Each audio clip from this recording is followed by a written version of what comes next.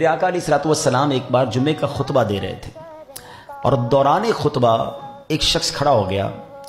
عرض کرتے ہیں حضور حدیث کا خلاصہ ہے، ہمارے یہاں بارش نہیں ہو رہی ہے، جانور بھی پیاسے ہیں، ہم بھی پیاسے ہیں، کھیت بھی سوکھ گئے ہیں، یا رسول اللہ صلی اللہ علیہ وسلم کچھ کیجئے. پیارے آقا نے دوران خطبہ ہاتھ اٹھا دیے. اللہ اکبر، میرے آقا کی کیا شان ہے. اچھا، راوی لکھتے ہیں اس وقت مدینہ منورہ میں کوئی بادل نہیں تھا، بلو اسکائی، کلین کلاؤڈ، کوئی کلاؤڈ ہی نہیں تھا، ٹھیک ہے، کلین اسکائی تھا. کہتے ہاتھ اٹھے، ابھی نبی پاک نے دعا کی کہ پہاڑ جیسے بادل آنا شروع ہو گئے. دوران خطبہ موسلا دھار بارش شروع ہوئی اور اتنی بارش ہوئی کہ میرے آقا کی داڑھی مبارک سے بارش کے قطرے ٹپکنے لگے. جمعہ کا دن پورا بارش، ہفتہ بارش، اتوار بارش، پیر بارش، کنٹینیو بارش.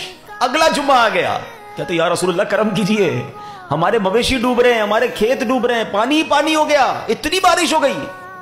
اگین کوسچن از دیٹ کہ بھائی بارش تو اللہ کی طرف سے آتی ہے، وہ صحابی تھے دعا کرتے اللہ سے بارش رکوا دو، نبی پاک سے کیوں کہہ رہے ہیں؟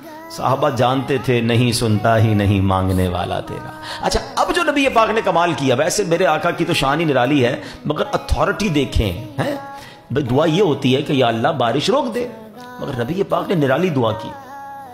پیارے آقا دعا فرماتے ہیں اللہم حوالینا ولا علینا، اے اللہ ہمارے اطراف میں برسے، ہم پر نہ برسے. اور پھر نبی پاک نے اپنی انگلی کا اشارہ فرمایا، ہاتھ اٹھایا، اور راوی کہتے ہیں جدھر جدھر آقا انگلی اٹھاتے جاتے بادل کٹتا جاتا، بادل کٹتا جاتا، مدینہ پیالے کی طرح ہو گیا، مدینہ منورہ کے اوپر کوئی بادل نہیں. اچھا، اب جب مدینے کے باہر سے لوگ آتے وہ کہتے باہر تو بڑی بارش ہو رہی ہے، مگر سرور کائنات نے دعا کی تھی اللہم حوالینا ولا علینا، اے اللہ مدینے سے باہر بارش ہو، ہم پر بارش نہ ہو. اللہ اکبر، یہ کیسا کمال تھا، یہ رب نے کیسی عطا فرمائی تھی کہ بادلوں پر بھی آپ کا حکم جاری ہے. میرے آقا اشارہ کریں تو بادل کٹ جائیں، ہاتھ اٹھائیں تو بارش برسے، ہاتھ اٹھائیں تو بارش روک دی جائے. سبحان اللہ.